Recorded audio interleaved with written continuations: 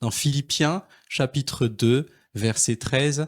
En effet, c'est Dieu qui produit en vous le vouloir et le faire pour son projet bienveillant. J'aime bien parce que ça parle de la bienveillance de Dieu. On va le voir dans vos témoignages. Et donc, je vais tout de suite te donner la parole, Sijek. Est-ce que tu pourrais nous raconter cette expérience de foi particulière que tu as vécue et si tu le vois aussi, comment c'est connecté à ce projet bienveillant de Dieu? Oui, alors, moi, je voulais partager le sujet, en fait, du salut de ma famille. Donc, quand je dis ma famille, là, c'est plus mes parents et mes sœurs. En fait, j'ai reçu Jésus quand j'étais à Madagascar encore en 2010. Et puis, par la suite, c'était que en 2015 que j'ai eu la conviction forte, en fait, de passer par les eaux du baptême. Parce que, en fait, Dieu, enfin, le Saint-Esprit m'a visité et m'a convaincu vraiment dans ma petite chambre d'étudiante. À ce moment-là. Et quand j'ai fait ce pas du baptême, j'ai pas osé dire à mes parents, j'ai pas osé dire à mes sœurs. D'ailleurs, à ce moment précis, j'habitais chez une de mes sœurs et je lui ai pas dit. Je suis sortie et je suis revenue et j'ai rien dit. Et exactement. Et je lui ai rien dit. Et à ce moment-là, je voulais pas créer de polémique, de discussion, de dispute, ni quoi que ce soit. Donc, je voulais pas entrer dans ça. Je savais juste qu'il fallait que j'obéisse pour faire le baptême. Mais plus tard, en fait, petit à petit, le Saint-Esprit m'a réveillée sur le fait que, en fait, c'est un témoignage. Le baptême, c'est vraiment de dire que j'appartiens à Jésus. C'est ça le but même du baptême, de témoigner que, maintenant, j'appartiens au camp de Dieu. Et si ta famille ne sait pas, ça commence là. Et petit à petit, j'ai commencé à le dire à une sœur. Enfin, j'ai commencé vraiment, j'ai pas fait une annonce officielle, mais j'ai commencé à dire petit à petit. Et il y a une de mes sœurs aussi, c'était pas forcément sur l'influence de mon témoignage, mais elle aussi a eu son parcours et elle a fait aussi ce choix. Et j'ai aussi un peu sauté sur l'occasion pour partager aussi mon baptême. Et puis ça a continué de plus. Il y a eu la pression de plus en plus dans mon cœur de prier pour ma famille, pour leur salut, parce que parce que à ce moment-là, je partageais quand même autour de moi la parole de Dieu, j'évangélisais un peu autour de moi et je me dis mais si je le fais pas dans ma famille, je le ferai où? En fait, c'est à Jérusalem qu'on commence d'abord. Oui. Et j'ai commencé, c'est là que j'ai commencé à prier. Et après, il y a aussi ma rencontre avec l'église Maison de prière pour toutes les nations. Et avec Pasteur Townsend, à ce moment-là, j'ai pas encore intégré l'église, mais j'ai partagé au sujet de ma mère. On a beaucoup prié pour ma mère.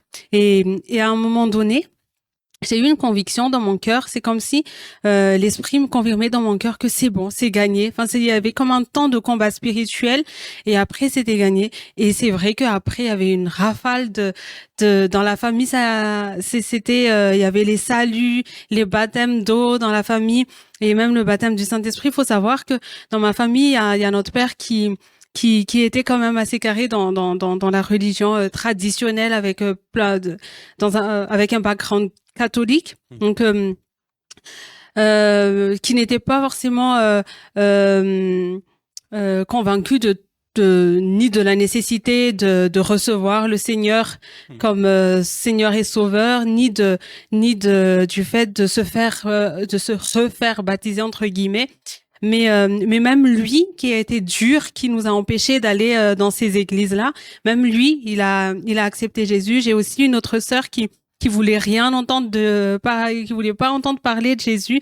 Et elle aussi, elle a reçu Jésus. Je veux dire, c'est pas forcément des personnes faciles, entre guillemets, mais Dieu a vraiment fait les choses et je sais que c'était dans les prières, pas que mes prières, hein, je dis pas ça, mais que Dieu a répondu à toutes ces prières et il a vraiment donné une conviction dans les cœurs que c'est bon, enfin que il y a les anges qui sont en marche maintenant pour faire le travail. D'accord. Donc ça a commencé, on va dire, par le vouloir en fait que Dieu a produit dans ton cœur. C'est vrai que il y a peut-être une part de peur en nous lorsqu'on commence quelque chose de nouveau. Que va dire la famille, ce que les gens qui nous entourent. Mais quand même, gloire à Dieu, tu as pu surpasser cette zone de peur. Et puis une sœur qui avait fait les mêmes démarches, ça t'a encouragé aussi. Et ces petits pas de foi du début. Bah, ça s'est soldé au final à un salut pour toute la famille, hein, de ce que je connais de ta famille. Toutes les sœurs sont passées donc dans le royaume de Dieu et les parents aussi. C'est vraiment magnifique, c'est un très beau témoignage, gloire à Dieu. Merci pour cela. Et ben Irina, je t'invite à nous partager aussi cette expérience que toi aussi tu as vécue dans la foi et qui, de la même façon, c'est vraiment connecté à la bienveillance de Dieu. En fait, il a des projets bienveillants. Il veut nous faire du bien quelque part. Ce Dieu-là, ce Père-là que nous avons en Christ, il nous veut du bien. Et comme il nous veut du bien, il produit en nous, on aspire à des trucs, quoi. On veut des choses, il produit en nous le vouloir et ensuite le faire. Oui. Alors, pour moi, en fait, je vais partager plutôt un témoignage concernant le travail. Oui. Quand j'étais née de nouveau, donc j'étais étudiante et étudiante en France en tant qu'étrangère. Il te faut des papiers pour pouvoir travailler. Déjà, il faut trouver le travail et puis après, on te donne un titre de séjour. Mhm. Et moi, à cette époque, donc j'avais déjà cette conviction que Dieu est mon père et que c'est lui qui va s'occuper de moi. Et donc j'avais fait la demande dans la prière de demander mon père, donne-moi un travail. Voilà. Et du coup, en fait, c'est je dirais, cette simple prière de foi que j'ai fait et je rends gloire à Dieu parce que il a toujours honoré sa promesse envers moi quand il dit que je ne manque de rien. Donc, je n'ai jamais manqué de travail. Et donc, j'ai trouvé un premier travail. Et par la suite, quand je veux changer, en fait, je lui demande. Donc, à chaque fois, je lui demande. Donc, ça, c'est un pas de foi déjà. Et lui, en fait, il est bienveillant. Donc, il répond. Et à un moment donné, je grandissais aussi, donc dans mon parcours spirituel, donc je grandissais dans ma relation avec Dieu, et il avait mis en moi cette soif de commencer à le servir. Et donc en fait, ma prière était Seigneur, là où j'étais, donc dans mon travail, je voulais vraiment partager la bonne nouvelle, évangéliser, et je me disais mais Père, donne-moi un binôme de prière. Donc là où je travaillais. Et il m'a répondu non. Commence d'abord par prier pour tes collègues, après on verra. Donc j'ai commencé à prier pour mes collègues et donc j'ai gagné une collègue à Christ. Merci Seigneur pour cela. C'est une musulmane, ancienne musulmane qui s'est convertie. Et donc en fait le père a répondu. Il a déjà mis le projet en moi d'évangéliser, mais il a répondu à cette soif que j'avais de parler de lui. Et donc j'ai commencé comme ça. Et à un moment donné. Donc, je replace le contexte, c'est moi toujours qui demande au Seigneur, donne-moi du travail. Mais à un moment donné, il m'a dit, maintenant, tu quittes ton travail. Donc, c'est lui qui demande maintenant. J'ai dit, mais ok. Ok, mais sachant que dans le contexte où j'étais vraiment bien. J'étais dans une bonne entreprise avec une bonne équipe, tout allait bien, il n'y avait pas de problème. Mon chef, il était vraiment super. Il y a d'autres services, mais là où j'étais, en fait, c'est vraiment un bon chef. Et j'avais déjà, du coup, comme j'ai gagné ma collègue à Christ, du coup, je parle de Jésus à ma collègue et tout. Donc, c'était vraiment bien. Mais le père a dit, tu quittes. Je dis, OK, est-ce que c'est vraiment toi ou pas? Donc là, ça demande vraiment la foi. La foi, en fait, de croire que le projet de Dieu est supérieur à ce que moi, je peux penser. De partir dans l'inconnu, parce qu'on ne sait pas. Je dis, mais si c'est pire là-bas, est-ce que c'est peut-être moi qui me fais des films, des voix dans ma tête pour dire qu'il faut que je parte?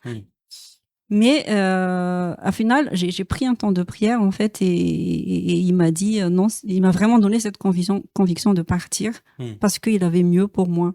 Et j'ai suivi, et vraiment, merci Seigneur, parce que c'était vraiment lui.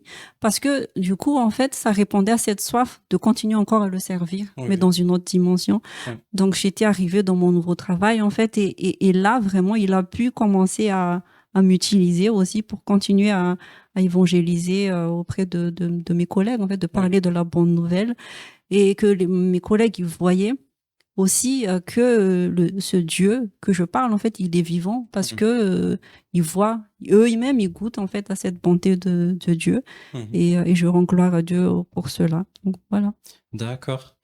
Excellent, merci Seigneur. C'est vrai que toi, ton témoignage, Irina, ce qui m'interpelle, c'est moi je réfléchis un petit peu comme l'enseignant de la parole. Hein, donc moi j'aime bien quand la foi, elle vient de ce que en fait il est écrit dans Romains 10 au verset 17 que la foi vient de ce que l'on entend et ce que l'on entend vient de la parole de Dieu, dans certaines versions de la parole de Christ. Donc on a besoin d'entendre en fait. La foi, c'est pas forcer les choses, c'est entendre Dieu nous parler et agir, donc obéir tout simplement à cette parole. Donc c'est important de le souligner puisque on voit bien que la foi, au final, donc il y a comme une reprise en main. On peut commencer par un vouloir, même le vouloir, c'est lui qui l'a créé. Mais tu sais, quand toi tu aspires à quelque chose, c'est comme si c'est toi qui as l'initiative. Mais au final, la foi, c'est quand c'est Dieu qui te parle et que tu entends en fait.